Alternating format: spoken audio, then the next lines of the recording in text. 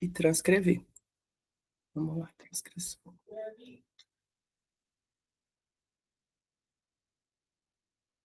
Bom dia. Eu ia dizendo que essa metodologia de pesquisa participativa que a gente adotou, quando é feita em países com mais recursos para pesquisa, é feita com financiamento das pessoas que estão sendo chamadas para perto. Então, longe de mim cobrar mais do que vocês fazem de forma generosa, porque nós não temos esse financiamento para montar um comitê gestor, né, como a gente idealizaria numa proposta como essa. Então, nós criamos uma experiência de um comitê consultivo em que cada um seja acionado dentro da sua especialidade, dentro do seu tempo, da sua disponibilidade, para criar ferramentas participativas dentro do que a gente tem condição de oferecer em uma situação de trabalho precarizado, que é a nossa. Né?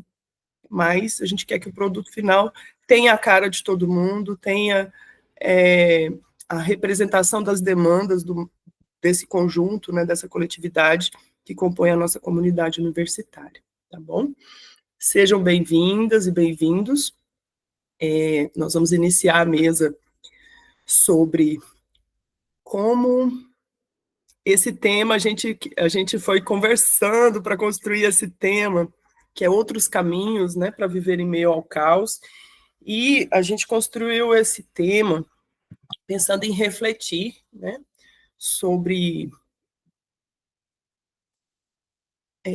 mais do que reproduzir comportamentos em saúde, como algumas abordagens tentam trazer para a gente, né, nos culpabilizando das nossas dificuldades em promoção da saúde, o desafio de sobrevivência hoje ele é imperativo, né, na nossa realidade, na realidade dos nossos estudantes. Viver não é fácil, né? E viver tem sido traduzido em consumir, né? Quem não consome dificilmente vai ter acesso a diversas possibilidades de uso e de trocas dentro dessa vivência econômica, né? E por isso nós estamos aqui com a professora Adriana Lopes, lá da Faculdade de Filosofia, que tem uma experiência incrível. Eu não vou apresentar os currículos de vocês, meninas, senão nós íamos passar aqui uma tarde. Eu quero que vocês se apresentem, né, o lugar de onde vocês vêm, e com a professora Marilúcia Pereira do Lago, lá da Faculdade de Educação, do curso de Psicologia, tá? E eu tenho certeza que vai ser lindo. Quem quer começar? Quem quer falar primeiro? Para mim, tanto faz, Marilúcia, você decide. Acho que a Adriana, pode começar, Adriana, até para seguir a ordem lá que está na apresentação. Tá bom. Pode ficar de 25 a 30 minutos, Adriana, e você também, professora Marilúcia, e a gente, no final, abre, vocês podem ir colocando aqui comentários, tá? De coisas que vocês queiram perguntar ou comentar, que depois eu pontuo no debate. É isso, fica à vontade, Adriana. Tá. Eu quero agradecer, na pessoa da Natália, todas as pessoas envolvidas na organização deste evento. A organização de evento é uma coisa de um tamanho imenso, né? Nossa, é descomunal. E eu agradeço, então, pela Natália estar organizando esse evento, né? Toda a equipe que está organizando, porque é um tema, assim, essencial, né, para quem está numa vida de uma universidade, tanto para as professoras, as alunas, os estudantes, né, todo mundo que vive nesse ambiente, fora desse ambiente, acho que todos os lugares onde nós estamos estão marcados por uma dificultação, né, da vida. Então, tomara seja possível que esse evento se repita, né, em outras versões, né, outros períodos dos outros anos, dos outros semestres. Eu já tenho uma pergunta, gente. A mesa nem começou e eu já tenho uma pergunta. Fique à vontade. É para a gente pensar, assim, eu não sei, porque como eu não estou conseguindo acompanhar o evento todo, eu estou em outro evento que está acontecendo agora, que é a Semana de Filosofia, aqui da FAFIL, né? Bom, eu nem me apresentei, né? Então, eu sou a professora Adriana Delbó, eu sou da Faculdade de Filosofia da UFG, eu estou em Goiânia, acho que uns quase 18 anos, né? Mas eu sou do interior de São Paulo, sou de Campinas, sou formada lá, mas já me sinto uma goiana, porque eu já estou aqui faz tempo, eu gosto daqui, e eu já me sinto bem em casa, né? Então, aí, como eu estou no outro evento, talvez, eu vou tocar num assunto agora que talvez vocês já tenham conversado, mas aí depois, lá no final, a gente pode voltar, se vocês acharem interessante falar sobre isso. Eu estou vendo aqui, se não posso estar enganada, vocês me corrijam se eu estiver enganada, que só tem mulheres. E o tema do evento é Regenere, né? É sobre saúde. Então, eu fico pensando o quanto isso é uma obrigação nossa. As mulheres cuidam, as mulheres falam desse assunto, as mulheres se preocupam com esse assunto, né? Poucos homens se envolvem com isso. Os homens são cuidados, né? E raramente cuidam e raramente tomam isso para si, né? Aí, se eu estivesse apresentando uma pesquisa que eu estou fazendo, eu traria um pouco de uma explicação que eu tenho para isso, né? Claro, que eu tenho não sozinha, a partir de uma pesquisa, né? Mas aí hoje eu escolhi outra temática, né? Então, por isso que eu mesma faço a questão e eu mesma não respondo, não nesse momento, né? Mas queria ouvi-la, sabe? Como que é para vocês, né? A gente está aqui falando de um assunto tão sério, tão cotidiano, mas falando só entre nós, né? Só mulheres. Tá. Eu parto agora para a apresentação de um texto que eu preparei. E, Natália, por favor, me avise quando o meu tempo ou estiver próximo do fim, ou já estiver no fim. Próximo do fim, porque aí dá tempo de eu fazer uma amarração, tá? Por Beleza, favor. beleza. Porque eu me empolgo e corre o risco de eu ficar aqui, né? Por empolgação mesmo, porque por causa do quanto eu me envolvi mesmo com a preparação dessa apresentação que eu vou fazer. Então, eu vou agora olhar para o texto, não estou olhando aqui, aí vocês se comuniquem comigo pela fala, tá? Então, outros caminhos para viver em meio ao caos. Esse é o tema da nossa mesa, né? E eu começo com uma pergunta. Que valor teria a vida se os mitos não fossem meros mitos? E aí eu vou trazer 3 mitos, da filosofia iorubá e um mito da filosofia ameríndia. Começo por um mito da filosofia iorubá. A filosofia ética do povo iorubá a partir de Exu na guerra entre 2 amigos. Sigo para o mito. Contam as pessoas antigas, com fé em orixá, entre eles no orixá Exu, que certo dia 2 pessoas que eram amigas desde a infância e que jamais haviam discutido. Então, certo dia, essas pessoas, esses amigos, esqueceram de prestar as oferendas devidas para Exu em uma segunda-feira. Elas foram trabalhar, cada uma no seu pedaço de roçado, dos quais a terra era separada por um pequeno canteiro. Exu, zangado pela negligência de ambas, decidiu pegar-lhes uma peça e, para isso, colocou um chapéu pontudo em sua cabeça, o chapéu era branco do lado direito e vermelho do lado esquerdo. Exu seguiu pelo caminho entre ambas as pessoas amigas e lhes cumprimentou com bom trabalho. Elas responderam agradecendo. Mas assim que Exu passou, ambas se questionaram sobre quem seria aquele personagem de chapéu, que uma das pessoas afirmou ser branco e a outra pessoa afirmou ser vermelho. A discordância em relação à cor do chapéu se estendeu muito e gerou uma discussão nada amistosa. Desacreditando a palavra da outra pessoa, ofendendo com acusações como mentirosa, irracional. Cada uma delas tinha razão sobre a cor do chapéu.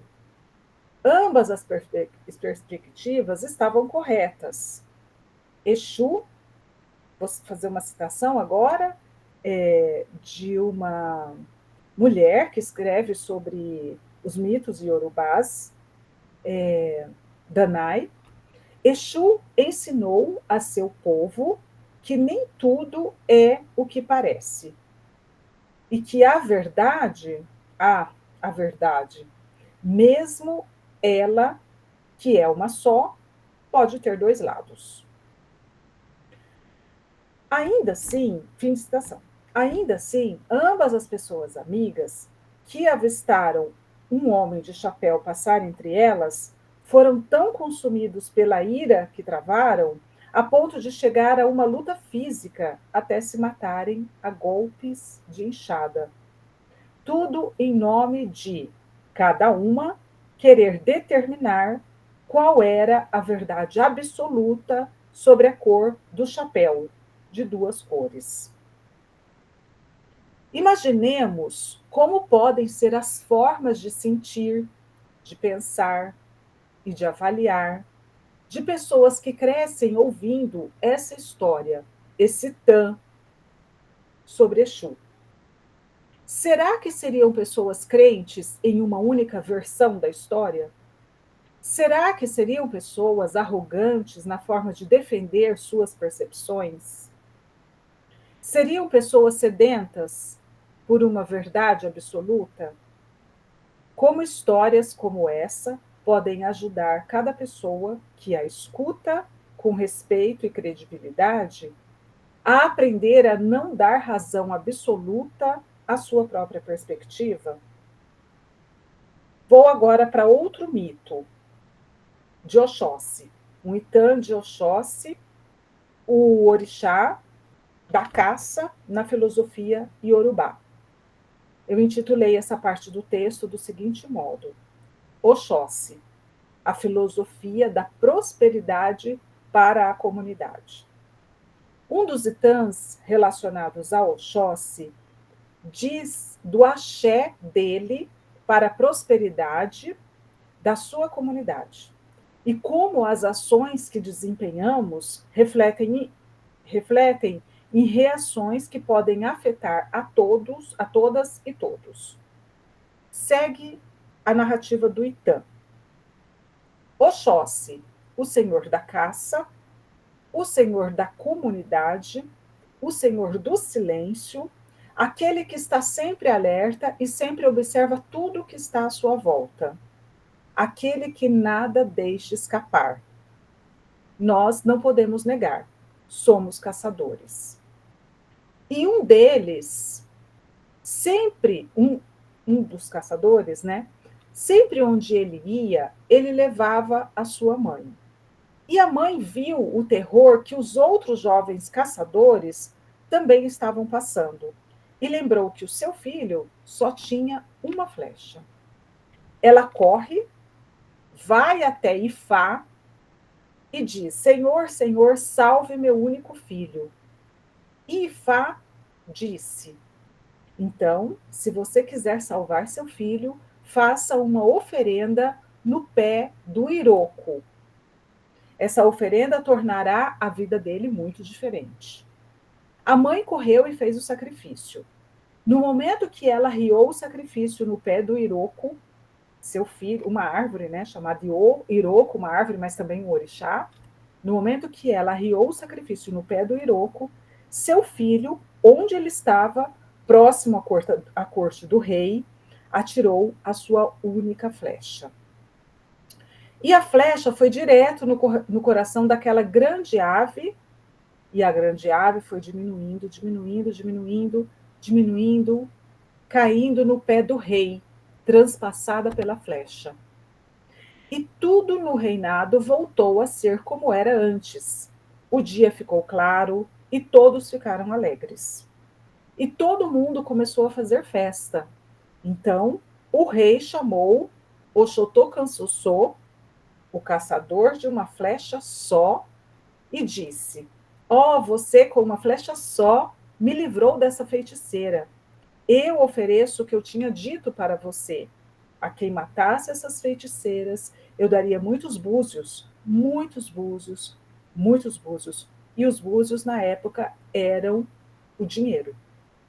Então, o jovem disse: eu preferiria outra coisa, que o Senhor perdoasse a vida dos outros caçadores, meus irmãos. Então, estão todos perdoados, disse o rei. E quando a comunidade viu que Oxóssi tinha salvo a vida de todos os outros caçadores, começou a gritar: Oxóssi, Oxóssi, Oxóssi. Fim da narrativa do Itã. Eu estou fazendo uso do modo de contar esse Itã a partir da vovó Cici, a Cici de Oxalá, e a partir desse Itã, contado por ela, queremos destacar, e eu falo queremos porque aqui é uma parte de uma pesquisa, de um texto que eu fiz junto com o Emmanuel, um aluno, né, muito querido, que também é do Candomblé, e que também tem se dedicado a pensar a filosofia a partir da filosofia africana. Então, aqui é no plural mesmo, queremos. A partir desse Itã, contado por vovó Cici, queremos destacar os motivos da reverência ao Oxóssi, Oxotô, Canxoxô, qual seja, que é o caçador de uma flecha só, por isso esse nome, né? Qual seja, qual é a reverência feita, né, a esse Oxóssi? O caçador, que com uma única flecha consegue libertar seu povo de uma maldição que o assolava. Não é só a habilidade dele como atirador que o faz ser reconhecido e aclamado Oxóssi, Oxotô, Canxoxô.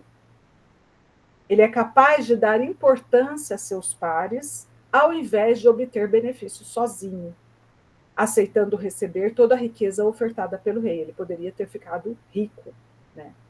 Ele prefere, no entanto, salvar a vida dos outros caçadores, que, por não terem atingido com suas flechas a ave enviada àquela comunidade pelas grandes feiticeiras, eles seriam mortos, porque foi esse o acordo, né, que houve entre eles e o rei. Quem não conseguisse seria morto. Só que Oxóssi, Oxotô, Canxoxô, não só tem destrezas extraordinárias, né, de só ter uma flecha, acertar o alvo, que salva a sua comunidade de uma maldição que nenhum outro caçador conseguiu antes, como também tem preferência por receber prêmios coletivos. Mas como ele conseguiu tamanho feito? Porque ele não é sozinho, isolado, né, não tem uma fé exacerbada nele mesmo, separado da comunidade e separado da natureza. O que foi feito? Como que ele conseguiu tudo isso? A excepcionalidade demonstrada é alcançada graças a um ebó, que é uma troca realizada com a natureza por meio de um ritual que foi orientado por Ifá e realizado pelas mãos de sua mãe. Na cultura iorubá, tamanha predição pela família, pelo coletivo, pela comunidade, é um axé de Oxóssi, Oxotô, Canxoxô. As energias dos orixás são variadas. Seus feitos são diversos, desde o poder de interferência na saúde das pessoas, a energia de cura das folhas, das matas, das águas, da terra, do ar, do metal, dos movimentos, do vento, da criação. Mas o fato de Oxóssi, Oxotô, Canxoxô ser reverenciado pela comunidade, tendo em visto o bem que ele fez para esta comunidade, alimentando-a por meio de suas caças, salvando-a de uma maldição e liberando os demais caçadores da morte, diz da relevância dada por essa cultura à esfera social, à comunidade. Por sua mãe, nos pés de Iroko, para fortalecer seu filho, diz da relação de troca, muito própria da relação dos iorubás com a natureza. A Iroko, um pedido grandioso é feito. Iroko dá. A natureza não é explorada, extorquida, abusada. E diante de uma circunstância excepcional, ela é consultada e respeitada. O heroísmo não se dá sem a ajuda e a troca. Pedidos e agradecimentos são feitos a Ifá, ao jogo, né, de búzios, e por meio de ofertas é atendido. Não há pedido sem agradecimentos. Não há permissão para a soberba humana, para o domínio e a exploração a qualquer ser da natureza ou de suas forças. Na história narrada, a maldição enviada pelas grandes feiticeiras deve-se ao fato de o rei não ter dado o devido reconhecimento ao poder delas. Se o poder não é reconhecido, nem por isso ele deixa de se manifestar com toda a sua força. Na cultura iorubá, a importância da vida e dos feitos em vida não depende apenas da presença da matéria, corpos ou outras formas de presença física. Assim sendo, até mesmo depois da partida de uma pessoa, essa pessoa segue sendo reverenciada. O vigor da sua existência segue em curso, de modo que ela nunca deixa de ser reconhecida e valorizada, a despeito da existência corpórea, pois os antepassados não deixam de ter papel crucial na existência de quem chegou e segue no plano terreno. Também por isso, até hoje, o povo de Candomblé, por exemplo, reverencia Oxóssi. Quem ainda segue vivo cultua a existência de quem foi, de quem já partiu, e a organicidade de todas as viventes e todos os viventes é percebida e valorizada por meio de rituais vivenciados desde a infância até a mais alta idade. Ronilda Iakemi Ribeiro e Sikuru Salami Babaking, no livro Exu e a Ordem do Universo, explicam que, faço uma citação dela e dele, o culto aos ancestrais cumpre, entre outras, a função de preservar relações entre os já idos e os não idos, ou seja, entre mortos, viventes e vivos. Assim sendo, não é apenas o grupo que convive no tempo presente, numa dimensão horizontal, que tem seu valor reconhecido. Também é reconhecida a importância do grupo verticalmente constituído, ao longo do suceder das gerações, pois o sistema de parentesco inclui os já idos, falecidos, e aqueles que ainda estão por nascer. Assim sendo, o grupo familiar ganha a forma de uma árvore de gerações, um organismo coletivo constituído dos corpos de muitos. Cada unidade individual desse corpo coletivo está convencida de sua condição de elo de uma longa corrente geracional. Seja na horizontalidade, seja na verticalidade, o ocorrido ao indivíduo ocorre no grupo, e o ocorrido ao grupo ocorre ao indivíduo. Fim de citação. O jovem Oxóssi, por sua vez, negocia com o rei. Ele não quer trocar as conquistas provenientes de suas habilidades por riquezas individuais. Prefere beneficiar a comunidade ao invés de apenas ele levar vantagens pessoais. O vínculo com o coletivo lhe mobiliza mais. E ninguém o convenceu a pensar deste modo. Sua mãe fez uma grande oferenda, para que ele fosse agraciado pelos orixás. Por seu turno, sem ser cobrado, ele conquista uma troca significativa com o rei, e no lugar de aceitar todas as riquezas que o rei lhe prometera, prefere que ele liberte os demais jovens caçadores da morte prometida, em decorrência de não terem alcançado o feito que Oxóssi conseguiu alcançar. Assim, o povo iorubá ensina a prosperidade. Não se trata de ensinamento sobre, mas da prosperidade como um acontecimento. Prosperidade da natureza para com Oxóssi e prosperidade de Oxóssi para com seus pares.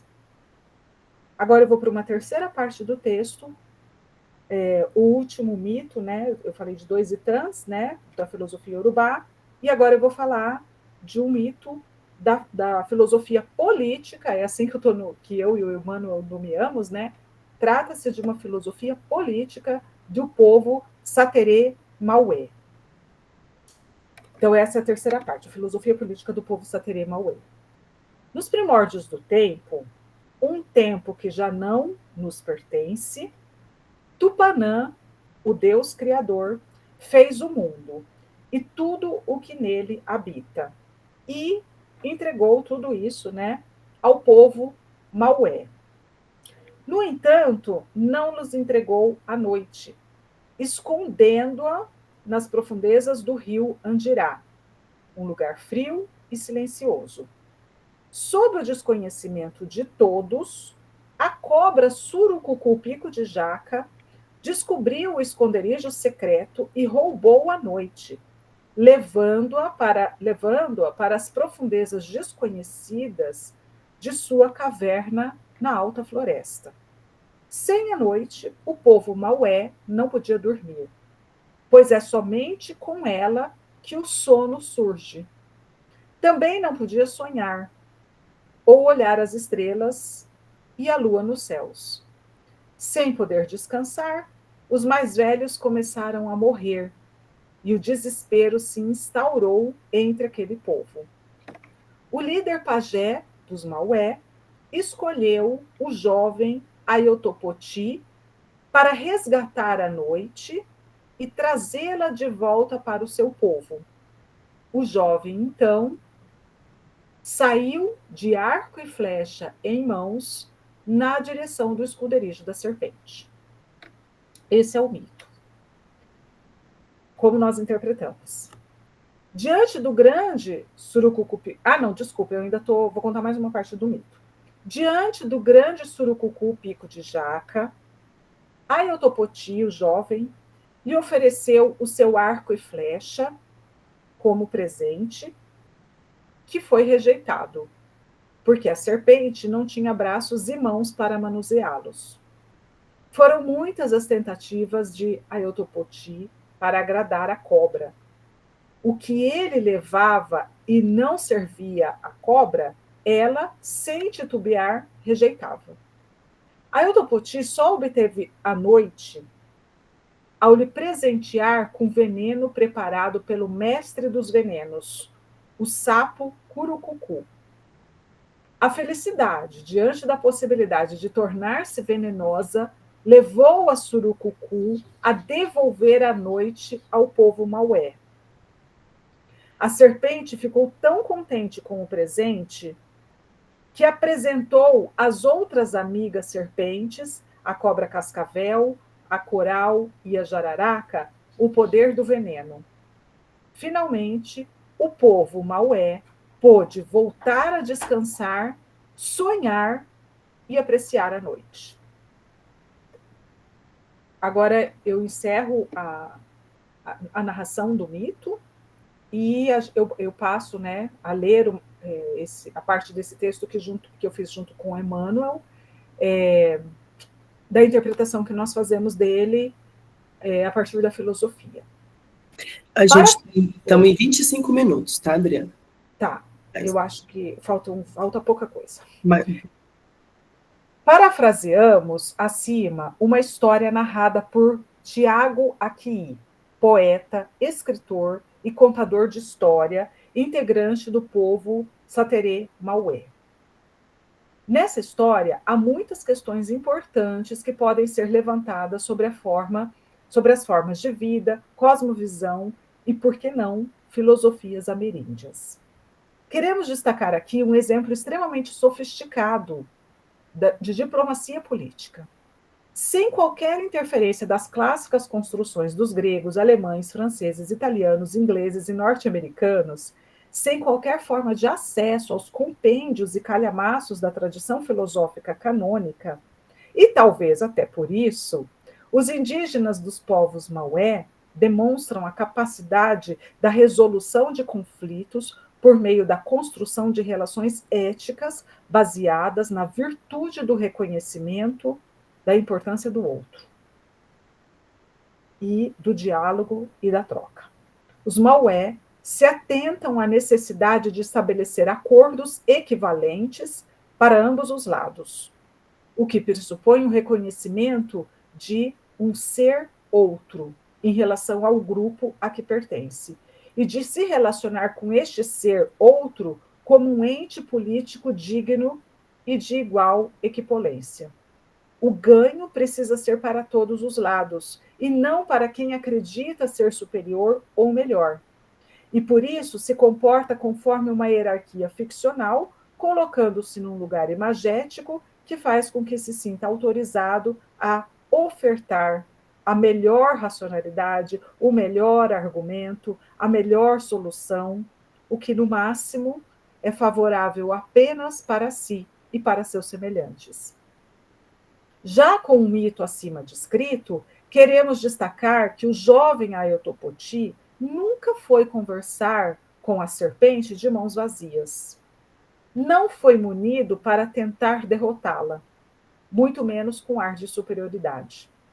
Ele também não foi levando discursos, explicações, teorias, razões, argumentos, o logos, né, da filosofia canônica europeia, grega, né, que para o jovem, para ele, o levasse a entendedor e controlador da situação, e, portanto, crente em seu direito de tomar posse e em sua capacidade de orientações, conselhos, ensinamentos e transmissões unilaterais.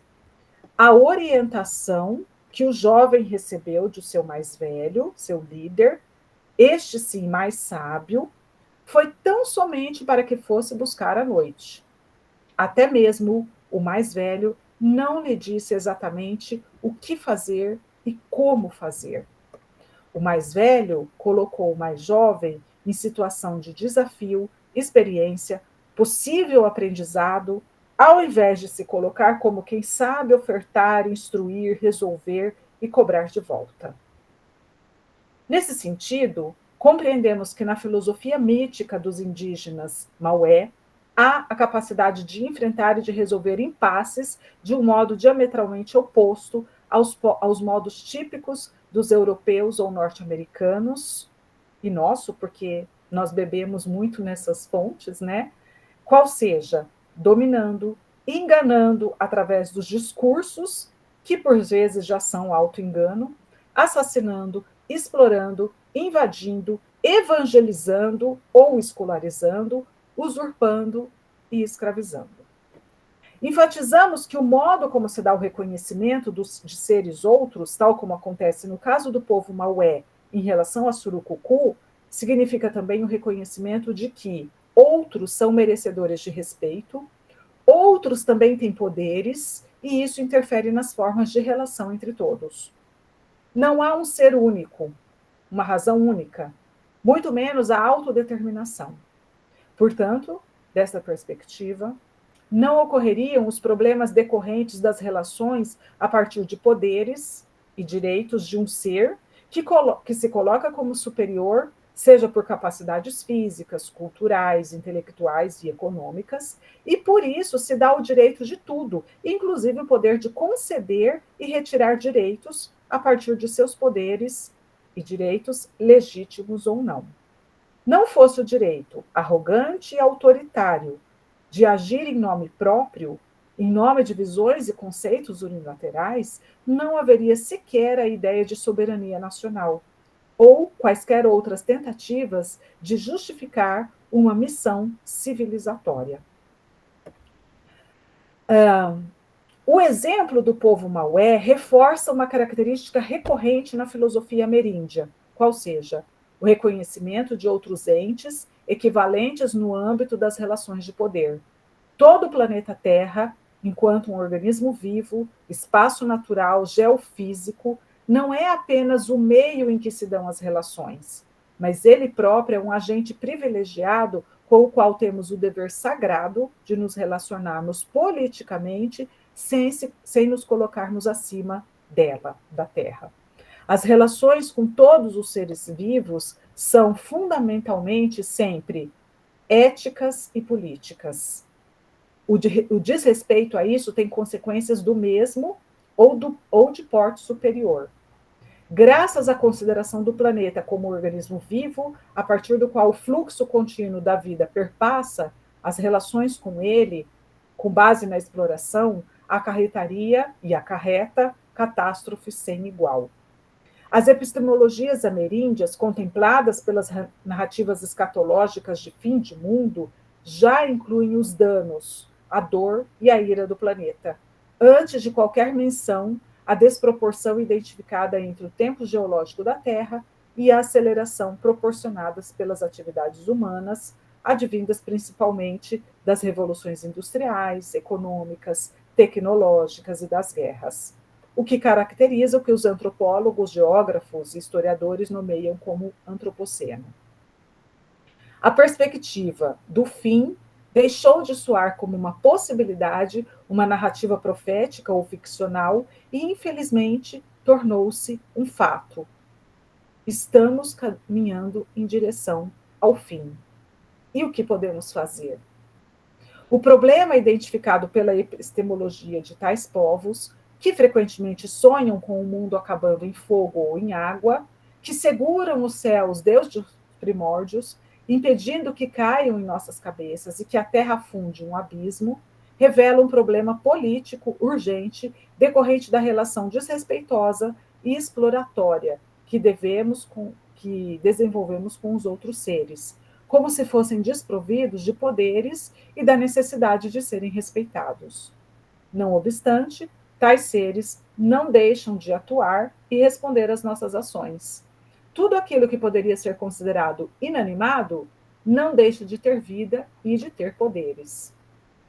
Para finalizar, o mito do povo indígena Satere Maué explica como se deu a conquista da noite, narrando, para tanto, como o jovem Ayatopoti estabeleceu acordo com a cobra Surucucu Pico de Jaca. O mito ensina que o elemento crucial para a vida humana, a noite, foi conquistado sem qualquer necessidade de conquista sobre o outro. Considerando a importância de cada vivente, a cobra Surucucu-Pico de Jaca é tão humana quanto os Maué. Se ela tem algo que interessa ao povo Maué, ela merece respeito e ganhos, para só então decidir se abrirá mão daquilo que possui. Neste processo, quando recusa as ofertas feitas pelo jovem Ayatopoti, nem por isso ela é lubridiada, dominada, violentada ou subjugada. Não só ela sabe de seu status, a importância e o poder de cada ser não são construtos teóricos. O líder da comunidade não discursa sobre isso, não precisa argumentar para esclarecer, orientar, convencer. O jovem precisa acertar na relação com a serpente à medida que se dispõe a estabelecer essa relação. Sem instituições de ensino, sem maiores explicações e argumentações, o jovem aprende isso na relação com as autoridades de sua comunidade, pelo exemplo que vê e no desafio de passar pelo mesmo aprendizado. É isso, gente. Depois, se for o caso, eu falo mais sobre a partir das perguntas, tá bom? Muito obrigada. Excelente, Adriana. Eu vou fazer as considerações no final também, vou passar a fala para a professora Marilúcia. Maravilhoso. Professora. Bom dia. Eu gostaria de agradecer o convite também à professora Natália, a psicóloga Natália, né? Eu insisto em te colocar como professora também. Na verdade, é uma grande educadora, né? Uma educadora dos sentimentos, uma educadora de vida. E agradecer, né, a participação nesse grupo de pesquisa que é tão importante. Eu acho que nós temos agora que buscar recursos, viu, Natália? Fazer projetos, né? Já tem a proposta e tentar captar recursos para dar continuidade, para ter o financiamento necessário para um trabalho tão bonito, né? Muitíssimo importante. Eu já me coloco à disposição para isso. Obrigada, professora Adriana, foi assim um grande presente ouvir, né? As considerações que você trouxe, né? Os mitos de origem são muito importantes nesse momento de caos, porque eles nos referencia, né? No caos, a gente precisa voltar para o começo, né? Voltar para o início, para compreender, assim, o que é próprio do homem, o que é próprio da nossa natureza. Eu acho que os dois mitos que você trouxe nos coloca diante de uma questão fundamental na compreensão do que é próprio de nós, né? É o elo. Não tem como falar de um sem falar do elo, da nossa intergeracionalidade, da nossa transgeracionalidade, da nossa construção em elo com o outro. Somos formados a partir disso. E de que somos, nessa construção, um elo ecossistêmico. Se estamos em caos, se estamos numa situação de caos, esse caos é ecossistêmico, né? É um caos que envolve tudo. E que, portanto, precisamos nos reconectar dentro dessa perspectiva de origem e reconstruir em tudo. O caos, ele não é exatamente o fim. Eu não acredito no fim. Eu acredito nas dificuldades, eu percebo as dificuldades. Mas eu sempre vejo o processo o momento de destruição de alguma coisa, eu sempre acho que tem sempre algo sendo construído em mesmo tempo que muitas outras coisas estão em destruição. Mas eu sempre penso na perspectiva de ver o trágico como um momento também de se recriar. Porque sem dúvida, talvez, a pior forma de compreender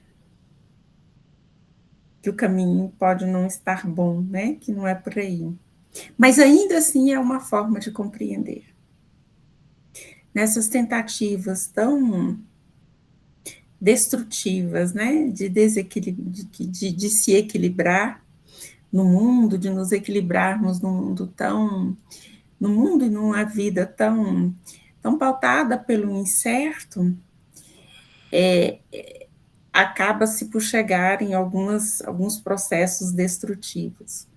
Mas não tem muito uma fórmula, né? Não, cada homem em seu tempo faz com seus desejos atuais, com seus diversos conflitos e complexidades, e aí resulta nisso, às vezes.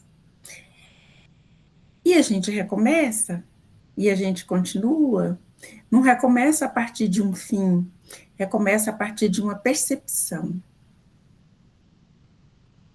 E nunca é tarde para essa percepção. A gente perde muitas coisas, mas a partir da percepção, inclusive da perda, inclusive da falta, a gente constrói.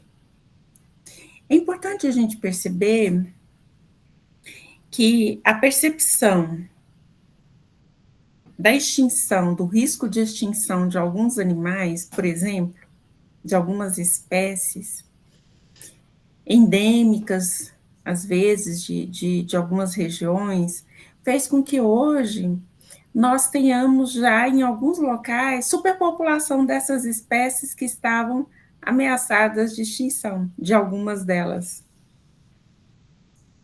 Preservação, criação de espaços de preservação, criação de santuários. Olha o luxo que Goiás, por exemplo, tem hoje. Nós temos hoje em Goiás santuários para onças, né? Que há 3 décadas atrás estavam ameaçadas de extinção em Goiás. Hoje nós temos santuários. Hoje nós podemos ver onças passeando dentro de condomínios próximos da cidade. É claro que isso também em função ainda de práticas destrutivas. Mas muitos animais que estavam muitas espécies que estavam em risco de extinção, hoje são preservadas a partir da percepção da destrutividade, a partir da percepção da proximidade do fim, a partir da percepção de que a falta poderia acontecer. Eu percebo muitas tentativas de acerto. Eu percebo muitas preocupações em fazer. Elas ainda estão descoordenadas. Eu vejo uma dificuldade ainda de ligar essas tentativas, de comunicar essas tentativas, mas eu vejo que tem muita preocupação. Que tem aqui e ali, em diversos locais, pessoas, grupos, tentando. Então, dentro do caos, eu vejo muitas ilhas, assim, muitas pequenas ilhas, muitos brotinhos aqui e ali. Essa aqui, por exemplo, é uma experiência assim. É importante a gente tentar também, eu acho que vai demorar muito para compreendermos tudo o que se passa nesse caos. Certamente ele não começou agora, ele não tem só uma face de verdade, né? Tem muita coisa em jogo. É preciso muito tempo para a gente compreender tudo isso. Eu acho que a história nunca foi tão dinâmica, porque ela talvez não tivesse tido antes essa possibilidade de comunicação e de atualização constante como temos agora. E isso traz para o homem uma percepção nova e assustadora. É de que, se antes alguma ilusão de estabilidade era possível, se era possível uma ilusão de terra plana, se era possível uma ilusão de equilíbrio estático, como se vivêssemos numa plataforma estática, estruturada e estática, isso agora acabou. E é assustadora essa perspectiva.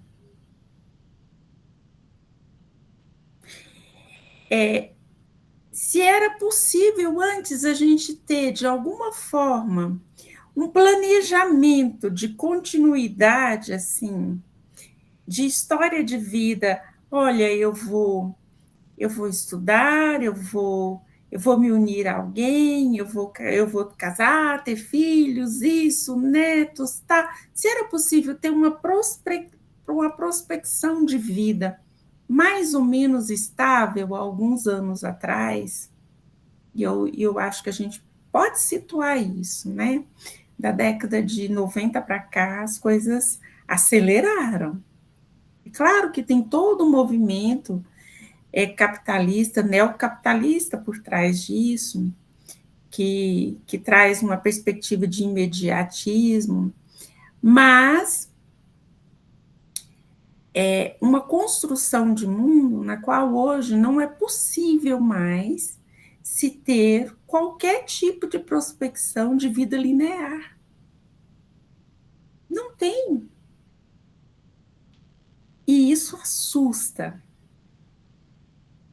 É um contato com uma verdade que abala algumas ilusões de falsas seguranças. Então, em que eu poderia me apoiar antes para ter a ilusão de uma vida linear na qual eu pudesse fazer um planejamento de vida com uma ideia falsa de autorrealização, talvez, uma ideia superficial de autorrealização, que aos 45 anos, 40 anos, 50 anos, eu chegaria no topo dessa autorrealização, com minha vida material confortável, com meus entes queridos, minha família organizada, com meu projeto de vida realizado.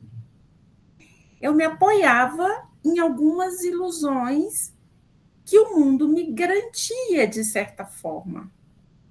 E nada disso mais é possível ou tão possível como parecia ser. As coisas mudam muito rapidamente. Desde os investimentos que eu fazia, a situação econômica, a proposta, a ideia de que, por exemplo, era uma ideia muito comum, vou ter os filhos, vou educar meus filhos, vou ter... mas não se contava, por exemplo, com a perspectiva desse filho não sobreviver a uma fase da vida e se matar, e se extinguir, como hoje acontece, uma taxa altíssima de suicídio na juventude.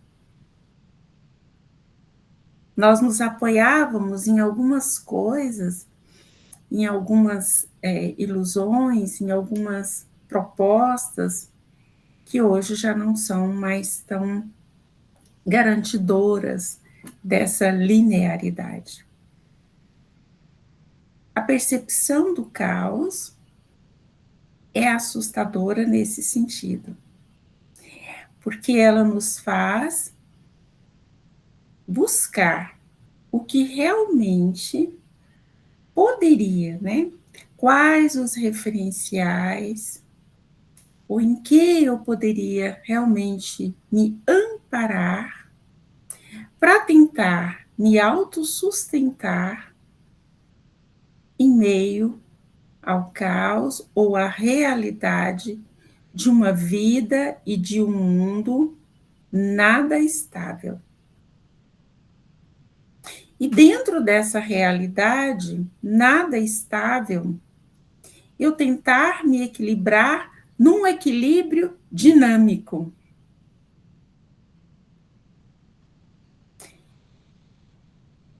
Como se amparar em meio ao caos? E como se amparar com esperança? Porque sem esperança a gente não continua. Para que eu vou me amparar se eu achar que não vai dar em nada, que não vai adiantar nada, que o fim está próximo, que não tem o que fazer? Então, a nossa tarefa aqui, Natália, Adriana, e a sua fala deixou isso de uma forma muito bonita, né, Adriana? Tem que ter uma esperança nesse amparo. Não uma esperança de resolução, não uma esperança de mudança imediata, porque não é imediato que as coisas mudam, mas é uma esperança de que, em me amparando, eu posso participar de uma construção dinâmica, eu posso me disponibilizar para formar esse elo. Ainda é interessante ter elos? É. Eu preciso ter essa resposta. Ainda é interessante manter meu engajamento? Sim, eu preciso compreender, como dizia Sartre, que não é possível se desengajar. Isso é importante ter essa percepção. O retorno a essa perspectiva de origem e o pensamento de que, e a pergunta do que o que é próprio de nós, o que é próprio da nossa natureza, o que pode ser duradouro no meio desse caos para nos manter de pé, para nos esperançar, para nos produzir sentidos. Essa palavra sentidos, ela tem sido ultimamente muito usada. Livros como Em Busca de Sentidos, de Viktor Frankl, eu acho que nunca foi tão lido como agora. Se tornou algo muito popular, assim. Qual o sentido, ou quais os sentidos no meio disso? Talvez não seja um sentido único, mas a própria possibilidade de continuar e de continuar com o querer, com pensar em continuidade, para que se possa fazer alguma coisa. O mínimo que eu puder fazer, um pouquinho do que eu puder fazer. O que é próprio de nós são os vínculos. São os vínculos que nos significam. E a percepção do caos, ela se torna um sofrimento maior quando a possibilidade de vínculos duradouros e confiáveis é abalada. Não temos como voltar ao passado, nem pregar um retorno ao passado como solução ao nosso sofrimento atual, às nossas dificuldades atuais. Isso é impossível. Não dá para a gente dizer, pare o desenvolvimento tecnológico porque ele está abalando. Não. Também acho difícil. São ferramentas de um mundo tecnológico e elas certamente vão avançar. Mas dá para a gente pensar a forma em que utilizamos essas ferramentas e o que colocamos em jogo quando deixamos por conta de ferramentas o que é da ordem, o que é de outra ordem, digamos assim. As ferramentas, todas elas, enquanto instrumentos, elas devem nos servir para a construção de coisas, para facilitar tudo, mas elas não podem eclipsar a nossa temporalidade existencial, elas não podem eclipsar a nossa possibilidade de autossustentação, elas não podem substituir os nossos referenciais de equilíbrio dinâmico. Com ferramentas não se faz vínculos. Acho que, do meu lado aqui, da psicologia, eu percebo que nesse caos em que vivemos, de tantos sofrimentos e dificuldades de sustentação como homem mesmo, que ameaçam a nossa existência, o que eu considero de mais grave é a quebra dessa possibilidade, é a ruptura ou a dificuldade de produzir vínculos confiáveis. Quando nós utilizamos ferramentas para conhecer muitas pessoas, para nos conectar com muitas pessoas, ótimo. Tá tudo bem. É pulsão de ligação, é pulsão de vida, tá tudo bem. A questão é se acreditamos que só isso é o trabalho de formar elos. Não. O trabalho vem depois disso.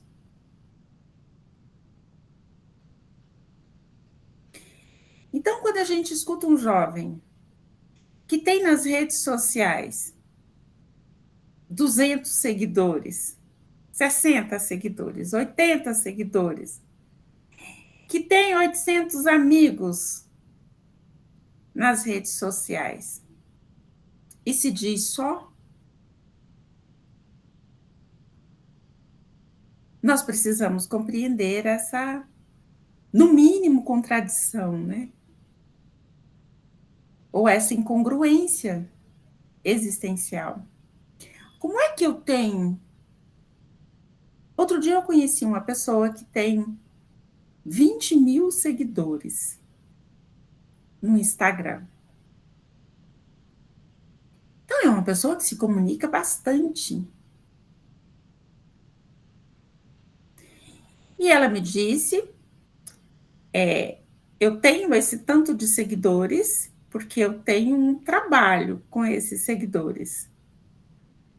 Mas isso me tira muito tempo e eu tenho que me desdobrar para manter meus verdadeiros vínculos afetivos que me sustentam como pessoa.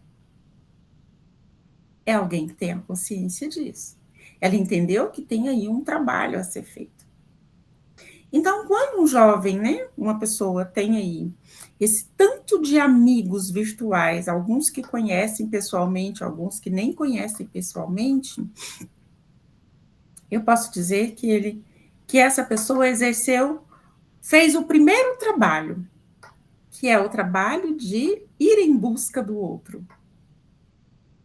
E a ferramenta contribuiu para isso, ótimo. Mas tem um segundo trabalho,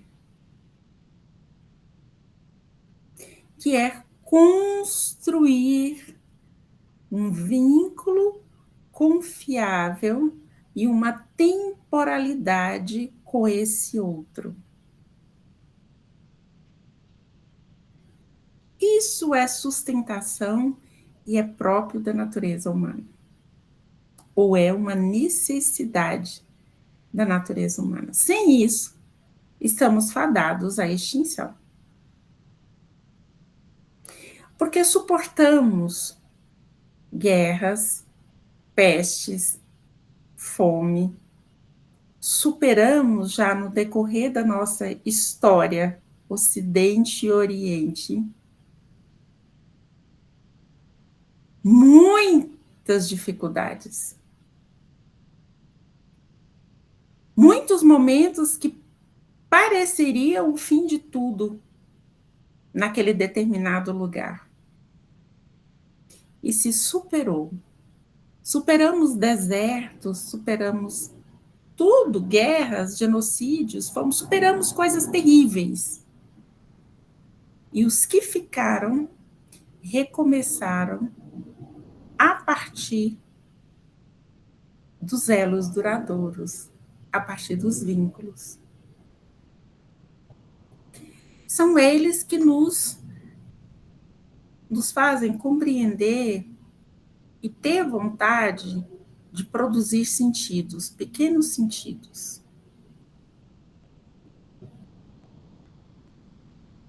Então, como produzir sentidos, novos sentidos no meio do caos?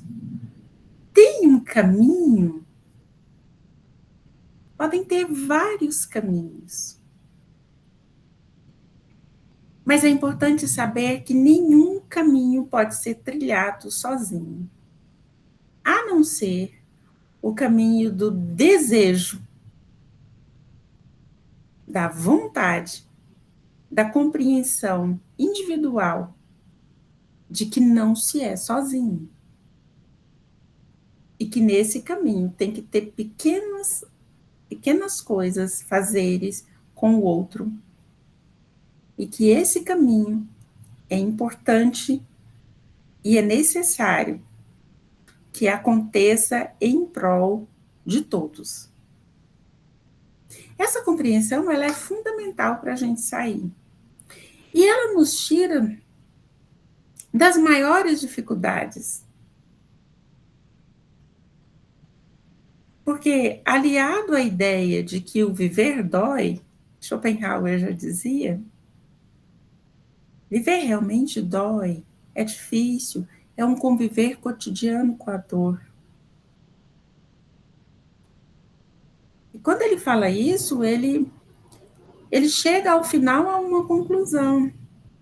Talvez a saída seja a compaixão.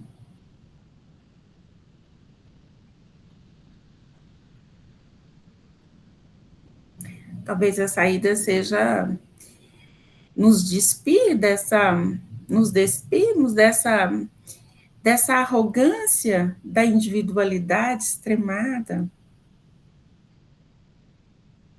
e produzir sentidos a partir de uma possibilidade de confiar. É preciso retomar o elo de confiança, o trabalho de se produzir confiança. Eu poder confiar em alguém, quando eu confio em alguém, eu fico à vontade, eu me desarmo. E quando eu me desarmo, muitos monstros imaginários deixam de existir. Ou eu posso enfrentá-los de uma forma melhor. Isso é a base do equilíbrio dinâmico. Porque eu reduzo a minha expectativa de morte quando eu tenho um referencial de confiança.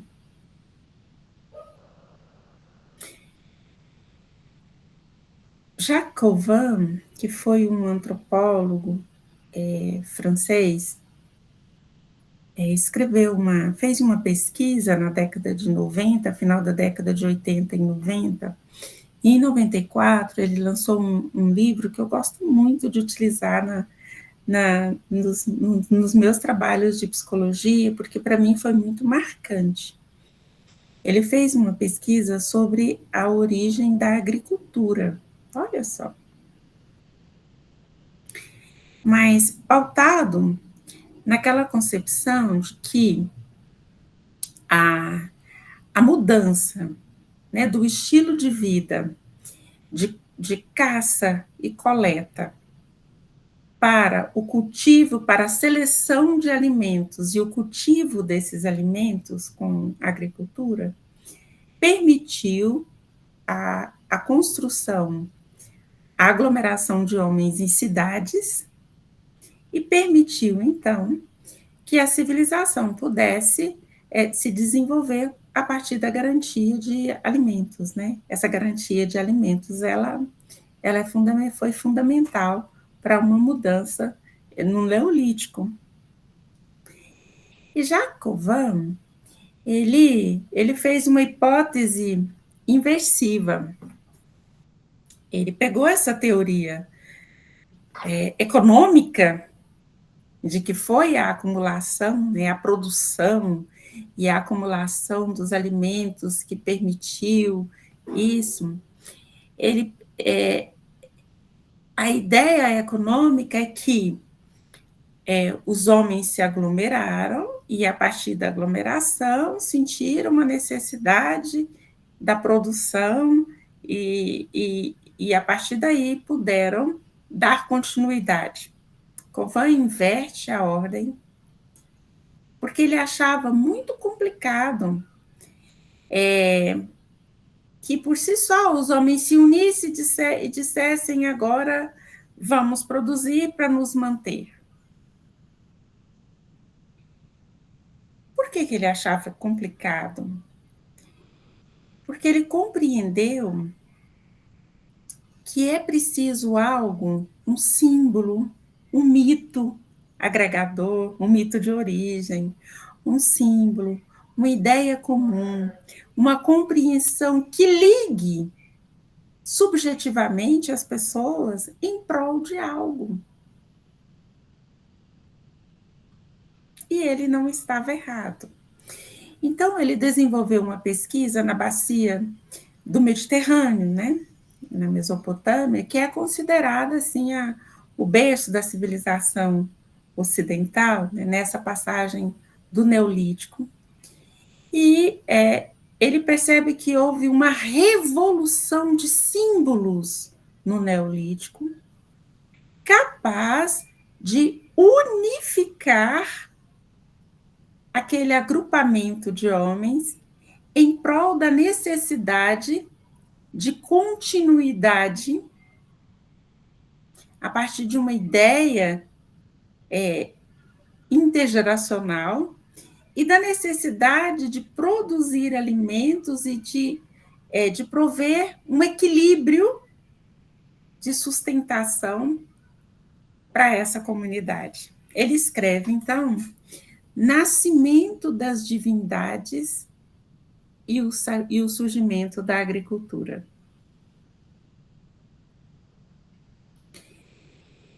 Foi a partir de trabalhos, né, de arqueologia que ele encontrou inúmeras esculturas e oferendas à deusa mãe que existia nesse período, né, do Neolítico. E os alimentos, antes deles serem cultivados em lavouras, eles foram selecionados para oferta a essa deusa mãe. E em torno desse mito de origem e de proteção contra o desamparo existencial, os homens, então, atendem o pedido da deusa mãe e começam a produzir em maior escala e a distribuir esses alimentos. Em torno dos templos surgem as cidades.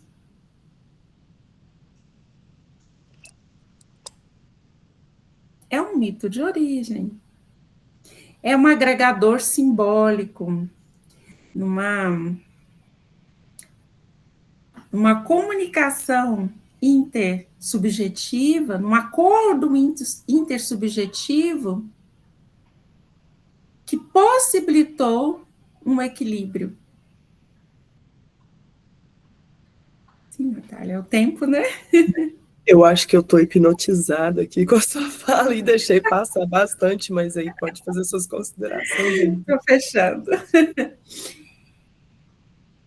Eu acho que não conseguiremos ter um mito comum para todos nós, para todos os diferentes povos e pessoas que estão no meio desse caos. Não teremos, certamente, nenhuma ilusão comum, nenhum mito agregador, talvez vários, mas um comum talvez não tenhamos. Mas podemos, sim, compreender que os vínculos confiáveis, a necessidade de elos confiáveis, esse sim, é uma natureza comum que pode nos apontar caminhos diversos, não serão um, dois ou três, serão vários, diversos, múltiplos, diferentes, criativos, coloridos, mas a partir da nossa capacidade. E como que a gente começa? Com quem está próximo de nós. Então, se eu puder deixar um pequeno recado, tenha a quantidade de amigos nas suas redes sociais que você dê conta de manter o trabalho dessa amizade. Tenha a quantidade de amigos na sua vida real, digamos assim, na sua realidade concreta, que você consiga desenvolver o trabalho de ter essa pessoa. É isso. Obrigada, viu? Excelente, excelente. Professora Larissa está aqui presente com a gente também, integrante do Íntegros com a gente. Vou abrir a fala para vocês comentarem. Quem quer comentar, quem quer falar, perguntar, como vocês se sentiram? Estamos aqui com 16 pessoas na sala.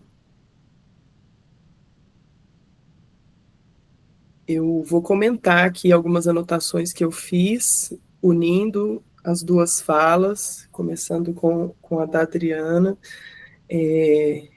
Que coisa bonita a gente pensar em refletir sobre os mitos iorubá e os mitos ameríndios de uma perspectiva de valorização filosófica, né? Muito rico isso, Adriano. Eu acho que é realmente disruptivo essa proposta e eu quero aplaudir muito e desejo que isso se aprofunde bastante, né? A gente discutia nas mesas anteriores que a gente se propôs a fazer a inclusão de estudantes negros, quilombolas, indígenas, trans, mas a gente quer que essas pessoas venham para cá para obrigá-las a se ajustar à lógica dominante da universidade, né? E isso gera muito sofrimento. Para além das questões discriminatórias, a nossa lógica está muito distante da forma de ser e de ver o mundo, né, de outros povos. Então, nós, ocidentalizados, né, reproduzindo essa lógica que não é a nossa, muitas vezes, né. E a gente também já discutia sobre a dificuldade de contato, de vínculo, de construção coletiva de sentidos, para construir essas experiências, né, subjetivas e objetivas. Como tem sido difícil chamar para a prosa, chamar para a conversa, né? Esses desafios de convivência, nós estamos considerando que os laços hoje são muito frágeis, né? Quando a gente começa a estabelecer um laço, ao primeiro sinal de conflito, a gente já sucumbe à lógica do cancelamento, né? Do descartável. Essa dificuldade de troca, né? Exige entrega, né? Exige ser permeado pelo outro, exige ser influenciado pelo outro, isso é política, né? E ainda que a gente construa relações equilibradas, estar junto é ser provocado também, né? É sempre ser cutucado, é sempre estar nesse equilíbrio dinâmico. Então, eu gostei muito desse valor, me perdoe se a linguagem for muito funcionalista, eu acho que eu sou muito capricorniana.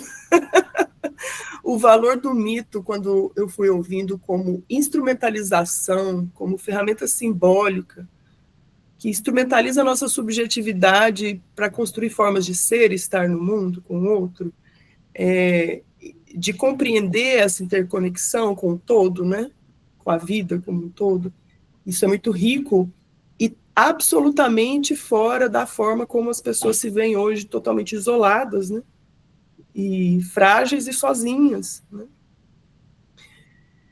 Essa impossibilidade, né, dessa percepção de uma vida linear hoje, ela parece que ela assusta tanto que muita gente fica na negação, né? Então, eu tenho feito algumas perguntas nas primeiras rodas de conversa que a gente experimentou nesse semestre, perguntando o que os estudantes estão pensando em relação a mudanças climáticas, a esse calor, o que vocês estão fazendo em relação ao calor, o que vocês estão pensando.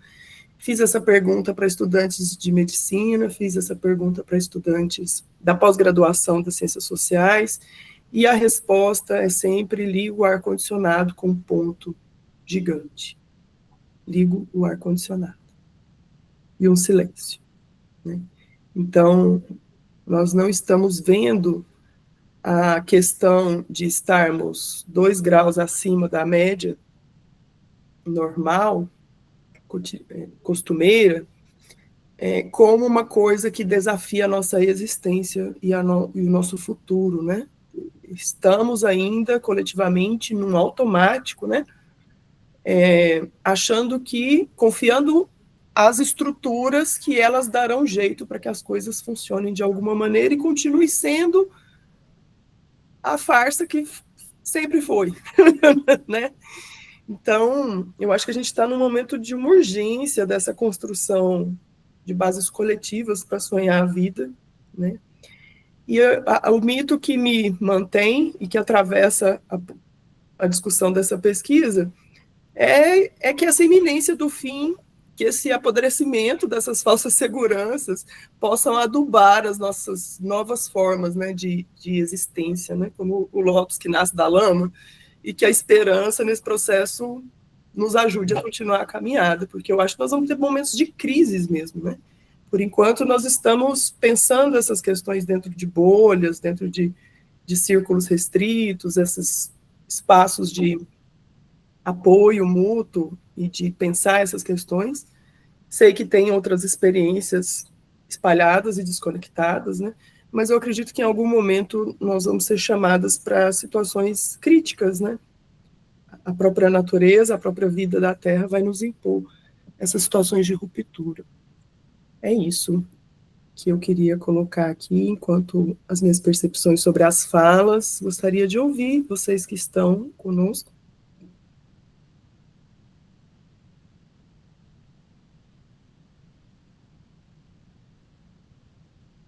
Natália, eu posso quebrar um pouco o protocolo aí, enquanto as pessoas aquecem, se talvez, não sei se elas, se quem está acompanhando tem algo, né, a falar, a perguntar. Eu queria destacar que não são mitos de outros povos, são mitos dos nossos povos. Estou falando da gente, sabe? Nós somos esses povos, e esses povos são formados por nós, porque é a nossa herança africana, indígena, né? E se entre nós tem vários outros povos, né? Muitos outros também.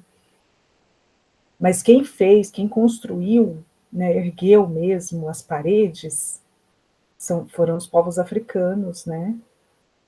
Os povos indígenas também foram escravizados por um tempo. Eles estavam aqui antes de qualquer outra pessoa.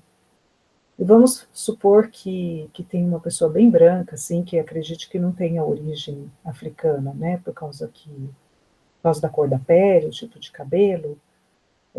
Quem construiu a parede da casa dessa pessoa foi uma pessoa de origem africana, né? Porque essas pessoas, elas foram exploradas, elas são exploradas até hoje, e elas estão trabalhando, né, nesses serviços embaixo do sol quente, né, limpando a casa dessas pessoas brancas. Então, são mitos do povo brasileiro também, né? E a gente, quando a gente fala, né, lê, escuta, ouve falar, né, nós estamos tendo acesso a um pedacinho, sabe? Porque tem gente, não é a maioria, né? Mas tem gente que escuta isso desde criança. porque frequenta os lugares onde esses mitos são vividos, né? Você senta numa roda, um pai de santo te conta, uma mãe de santo te conta, né?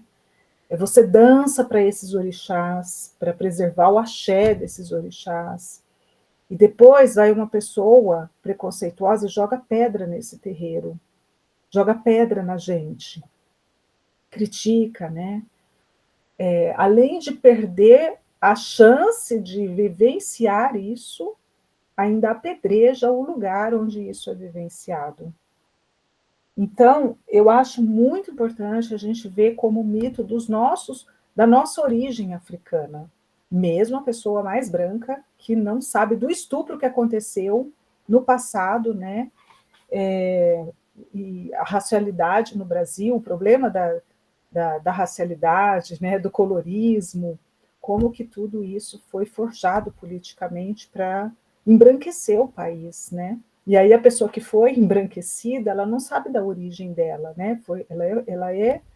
Ela decorre de um estupro, né? Então é uma problemática da história do país, né?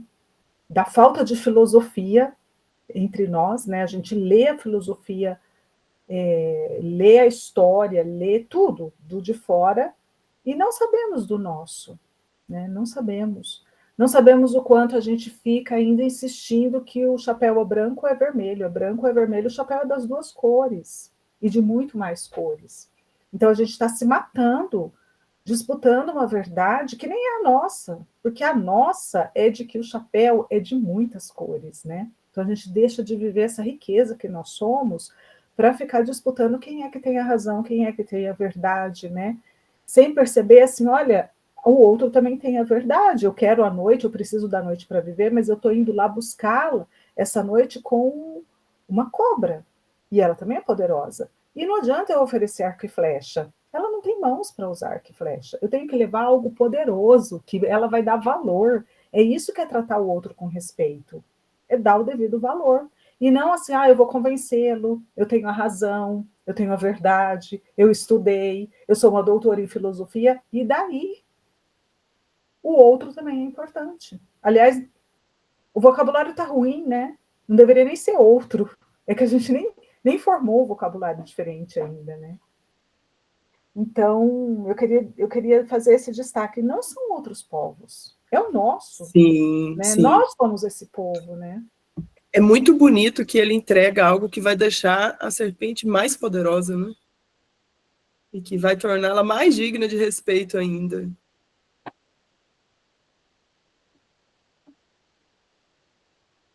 O pessoal que está comentando aqui no chat, abre aí o áudio para vocês comentarem. Posso falar? Me ouvem? Sim, Sim? Larissa. Um prazer aí estar ouvindo vocês, professora Adriana, professora Maria Lúcia. As amarrações, né, da Natália também, muito sagaz aí em trazer.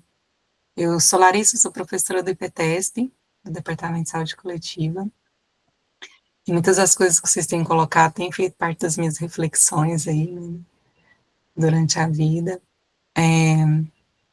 E eu fico pensando assim, as pessoas elas só conseguem, muitas vezes, né, eu sou do campo da saúde mental, então chega para nós o caos que é internalizado e muitas vezes é expressado na forma como um caos que é individual, né? E aí eu vi alguém falando assim, eu cheguei aqui para ver uma coisa, mas eu vi outra coisa completamente diferente e eu fiquei também maravilhada com isso. E o quanto existe uma certa urgência, às vezes individual, no individual, tentar resolver o caos interno. E muitas vezes essas pessoas, né, como é expressado esse caos interno, às vezes em forma de um sofrimento psíquico intenso, né, rompe mesmo num sofrimento importante, saudavelmente está cheio aí, né, Natália, de estudantes que chegam com isso, e quando a gente vai desamarrando os fios, né, várias dessas coisas que vocês que vocês falaram, estão por trás desse sofrimento que se expressa muitas vezes no individual. E, via de regra, a gente não tem consciência disso. A Natália falou, né, de perguntar para as pessoas, o que eu faço com o calor, né? Eu ligo o ar-condicionado, né? Então, que expressão é essa que você está sentindo? Não, é a minha depressão. Não, eu tenho TDAH, não, né? Só conseguem enxergar as relações muito diretas, mas esquecem de olhar para esse todo, né? De olhar que a forma como certos povos, né, foram oprimidos, isso influencia no nosso modo de organização no Brasil, né, de um modo muito específico, foi muito sangue derramado, né, muitos apagamentos, silenciamentos que a gente traz de forma geracional e que muitas vezes depois é que elas vão se expressar, né. Então, como que a gente pode criar também uma consciência coletiva, né, dessas diferentes formas de opressão e que se expressam no individual, para que as pessoas também assumam um espaço de luta que seja coletiva, de cuidado que seja coletivo. Talvez eu vou abordar isso um pouquinho do que eu vou falar também na sexta. Então, existe esse ato, sabe, entre essa percepção de que o meu sofrimento ele tem um componente que é coletivo e que a solução também ela né, tá no coletivo. É um pouquinho só do que eu queria falar a partir do que vocês disseram.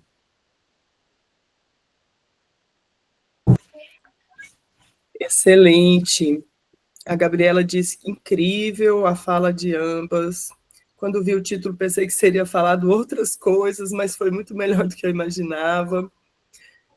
A Maria falou falas perfeitas, a gente fica até aérea ouvindo. É isso, tem uma justificativa aqui de ausência.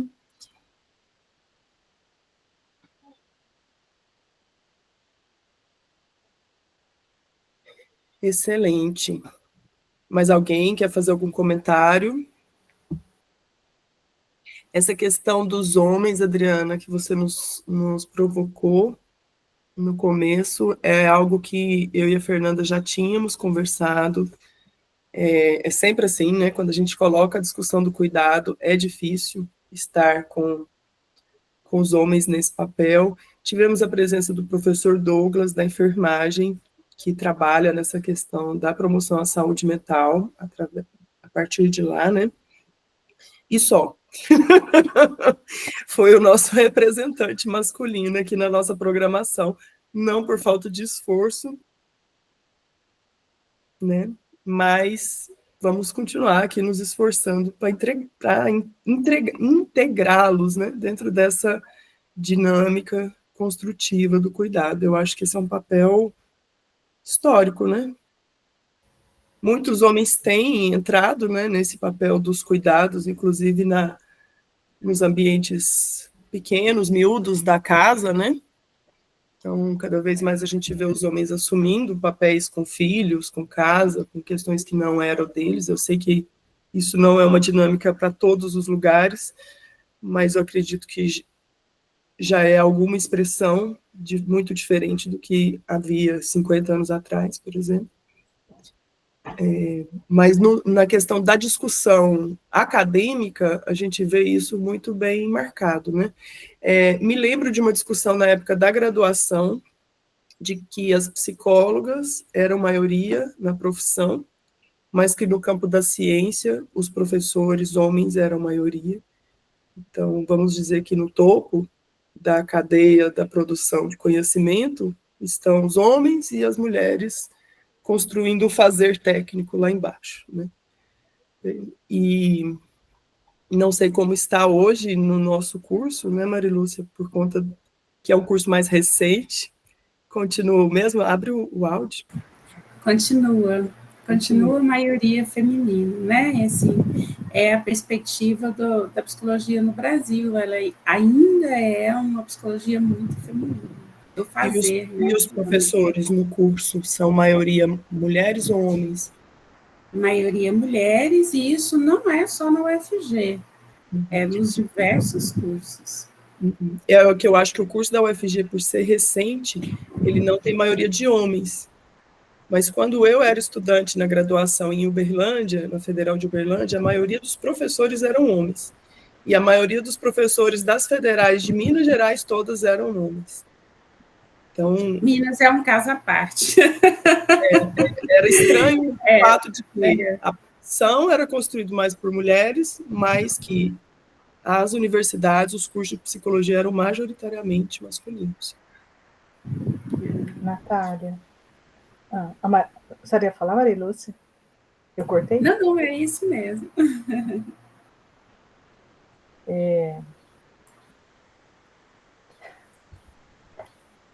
O Nietzsche, ele é bem mal visto, né, no que ele escreve sobre as mulheres. Porque ele escreve coisas pesadíssimas, horríveis de se ler. Aí eu tive que enfrentar essa questão, porque eu ficava pensando, como que eu estudo um cara que escreve isso sobre as mulheres? Eu acho que eu vou parar de pesquisar esse cara, porque eu pesquiso desde a graduação.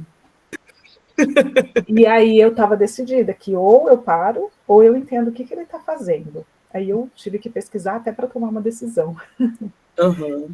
E aí eu saquei o seguinte, ele está escrevendo o que a sociedade fala, ele está escrevendo aquilo que foi implantado na mulher, então não é uma opinião dele, né? E ele faz de um modo provocativo mesmo, como tudo que ele escreve, né? Sim. E uma das coisas, aí tem vários aforismos que ele não explica, porque ele não escreve para explicar, ele escreve para fazer a gente pensar mesmo, sentir na pele, né? Vários aforismos que contam, assim, ele chama personagens, ele conta uma história, e nunca é assim, eu defendo isso, não é uma filosofia da defesa de uma ideia, mas de criar ele constrói a ideia a partir do momento que você vai enfrentando os aforismos. E tem vários que contam o homem criando uma ideia de mulher, o homem criando o que deve ser a mulher. É uma discussão que tem sempre homens ali aprontando alguma coisa, sabe? E um dos aforismos, em um dos aforismos, ele escreve o seguinte: ele faz uma comparação. As fêmeas entre os outros animais, e a fêmea nesse animal humano, como que é? As outras fêmeas tomam os filhos como algo delas. Bom, ele generaliza, ele não conta do cavalo marinho, por exemplo, né? Ele faz uma generalização. Ele não é assim, ele vai na ciência e pega todos os dados, não é bem assim. Não é biológico. Não, é uma provocação mesmo. Se as outras fêmeas são capazes de engravidar, parir e cuidar, é em função do filho ser delas, da filha ser delas, é uma posse. E ele compara com o artista. O artista também, ele cria a obra e é dele, ele não sai por aí perguntando como você quer que eu crie essa arte, como você quer. Eu não estou falando do artista que faz para vender, ele está falando de artista mesmo, né? Ele não vai perguntar como você quer que eu faça, ele faz e pronto. Tanto que depois que ele faz, ele já nem liga, já fez, já é meu, né? Agora expõe aí esses quadros, ele já até se desliga de tanto que aquilo foi dele. Então ele compara com o artista, que para ele é um ser poderosíssimo, o artista. Ele coloca a mulher nesse patamar. É um ser poderosíssimo porque é capaz de criar. A fêmea é isso. Só que a humanidade inverteu. Ao invés de ser uma posse da mulher, da fêmea, vira do homem. Então é a sociedade masculina que diz como deve ser criado, como deve ser a escola. E ainda mais, porque você, mulher, é capaz de engravidar, parir e amamentar, você vai ter um castigo na sua vida. Você vai fazer isso com todas as outras pessoas. Por isso nós somos as cuidadoras. Por uma inversão que a civilização masculina provocou. Fantástico. E Oeomi Oyeronke, uma filósofa nigeriana, traz um dado muito importante para a gente, eu acho, que a gente não pode morrer sem saber disso. Tem que ler essa mulher, ela é fantástica.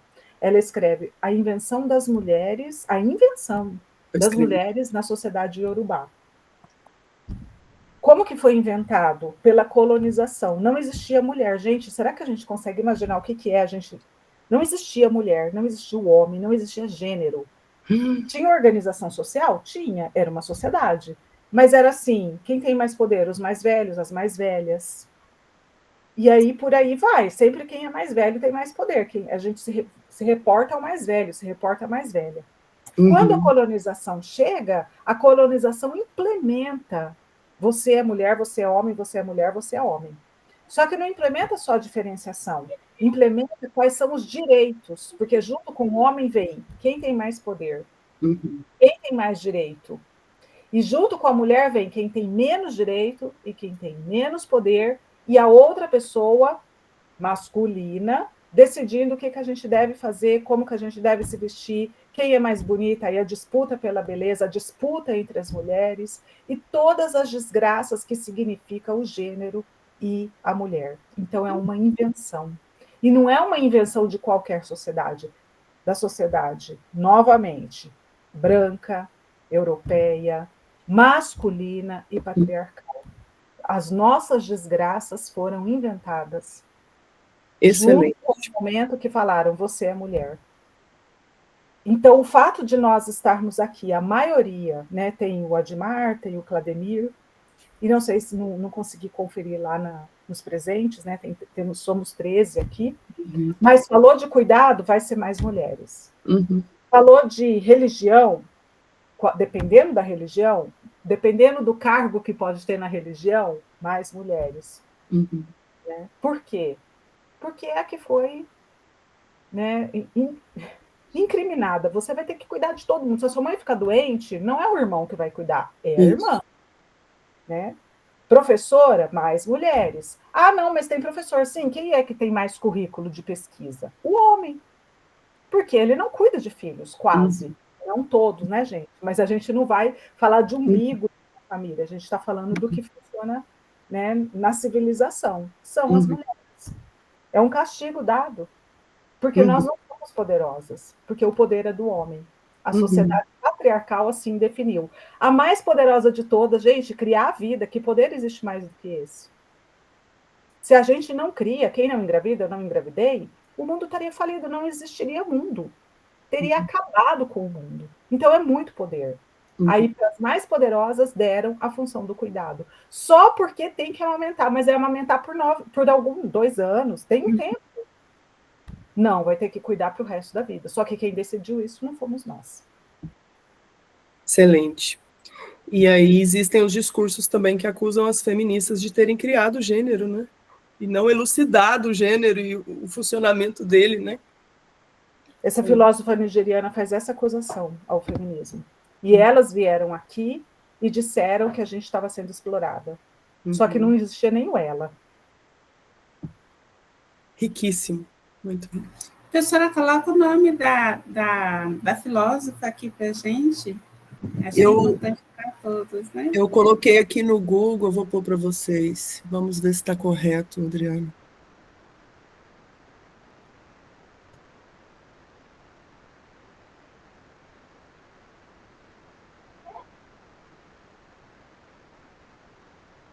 O Claudemir está dizendo, vamos olhar o lado bom também, né? KKKK. Mãe é mãe e pai é o que cria. O nome dela é exatamente esse. Esse, né? Como que pronuncia? Oeronki, Oeumi. Oyoronki, Oyeumi. Muito lindo.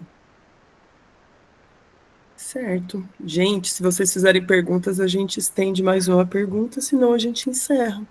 Tem mais algum comentário sobre caminhos que vocês estejam pensando para viver em meio ao caos? Acho que tivemos aqui muitas provocações, né, da nossa necessidade de rever os marcos da nossa sociabilidade, da nossa convivência, da ética que atravessa as nossas relações, dos aspectos políticos, micropolíticos, né, das nossas existências no dia a dia, das nossas negociações para estar com o outro. Maravilhoso, cumprimos maravilhosamente bem, gente, esse tema. Eu quero agradecer imensamente a presença de vocês. Nós vamos produzir um e-book com todo o material transcrito dessas mesas. Vamos fazer uma análise qualitativa dessas mesas para que a gente possa fazer uma discussão no final e uma conclusão dos ganhos dessas discussões. Vamos colocar como anexo, professora Marilúcia, as negativas que tivemos à submissão desse projeto à CAPES para financiamento, e vamos fazer uma análise qualitativa também dos argumentos que foram usados para recusar o nosso projeto, que dá pano para manga. Vocês vão, é muito bom. Vocês vão se assustar com o nível de contradição entre os dois pareceristas da CAPES para justificar que o nosso projeto é inviável, impossível, injustificável e que nós não temos competência para realizar. Que horror! Que horror! Estamos no caos. Mas nós vamos fazer no caos, porque o nosso lema aqui é brilhar no caos. Né? Eu sou mãe de uma criança autista, de 2 meninos, vivemos com várias questões de segurança, todas nós, né? em situações de caos, né? Essa é a palavra para definir melhor a nossa experiência. Me incomoda profundamente, infelizmente, eu vou ter que pontuar isso, quando surgem temas assim, felicidade, como alcançá-la? Em 2025, a gente acreditar em construtos como felicidade, como alcançá-la, né? Coach, né? Uma coisa triste de se ver num momento desse, né? Mas eu acho que existe alegria, existe prazer, existe sentido na caminhada que a gente faz juntos e juntas, quando a gente percebe que as ilusões já não nos cabem mais. Quando a gente percebe que a gente tem que desnudar essa ilusão para o máximo de pessoas possível, para que elas se reconheçam, para que elas se vejam de uma forma mais clara, valorizem as suas experiências, os seus talentos, as suas criatividades, para que a gente possa pôr isso em jogo num momento tão importante da gente reinventar a vida. Certo? Então, assim, essa pesquisa será concluída, eu não sei qual será o final, mas eu sei que por conta da nossa escuta atenta, da nossa busca e da nossa vontade de sempre inventar um jeito, se a gente não conseguir contactar o outro, nós vamos inventar um jeito de contactar o outro para conseguir formular as nossas propostas, não com base no que a Natália ou que a Fernanda gostam, mas no que a gente sente que possa ser mais potente para um coletivo, né? E para ajudar os estudantes com uma caixinha de ferramentas de autocuidado, mas que não é um autocuidado ele com ele, é um autocuidado dele para com ele dentro de um todo, né? Dentro de relações, dentro de experiências junto. É isso. Tá bom? Eu vou colocar aqui só para agradecer aos nossos parceiras e parceiros. Nós recebemos um apoio financeiro para realizar esse evento da FUNAP, e agradecemos muito, porque a gente teve condições de arcar com a nossa assessora de comunicação, materiais de divulgação, sites, graças a esse financiamento da FUNAP. Nós contamos com o apoio também do PET Saúde Digital GT12, de saúde mental, o LAPES, da farmácia, a Faculdade de Ciências Sociais, a Faculdade de Medicina, o Encruzilhadas do Saber, a PROAI da UFJF, o Programa Saudavelmente da PRAE, e esperamos ter mais parcerias da agora até o final da pesquisa. Esse evento a gente pensa em realizar anualmente e outros pequenos eventos até o final da pesquisa, que são os espaços participativos, os espaços de debate, para que a gente possa ir ajustando os rumos da pesquisa para que ela seja mais representativa e acolhedora. Bom, é isso. Gratidão pela participação de todo mundo. E nos vemos na mesa da tarde. A gente vai conversar com a professora Priscila sobre a prática de yoga como uma ferramenta importante para que a gente possa se ancorar no momento presente e integrar corpo, mente, espírito, né? Estarmos inteiras e inteiros na existência. Até amanhã, gente. Até amanhã, até hoje à tarde. Quem não conseguir, Hoje tem muita coisa, à tarde e à noite. quem não conseguir acompanhar ao vivo, fiquem tranquilos, vai ficar tudo gravado no YouTube. Quando vocês tiverem um tempinho, vocês podem ir lá ouvir, né, para seguir. E quem tiver querendo pegar o certificado também do evento, pode ir lá assistir as que perdeu e fazer um comentário no vídeo sobre o tema da mesa para computar a presença, ok? É isso. Vocês querem fazer considerações finais, despedidas, fiquem à vontade. Eu agradeço pela oportunidade, né? Porque quando a gente fala de filosofia, para fora da filosofia, eu acho que é quando ela ganha vida, sabe? Porque ficar falando só para dentro é como se assim, eu vou aqui divulgar minha pesquisa e as pessoas ouvem já pensando na própria pesquisa. Então é muito bom poder falar para fora, né? Acho que aí sim fica vivo. E aí então eu tenho muito a agradecer por essa oportunidade, pela escuta de vocês, fico muito grata. Muito obrigada, gente. Vamos juntos, né? Isso é só o começo da história. Obrigada. Tchau, tchau, gente. Até uma próxima manhã. A Larissa vai falar com a gente, lindona.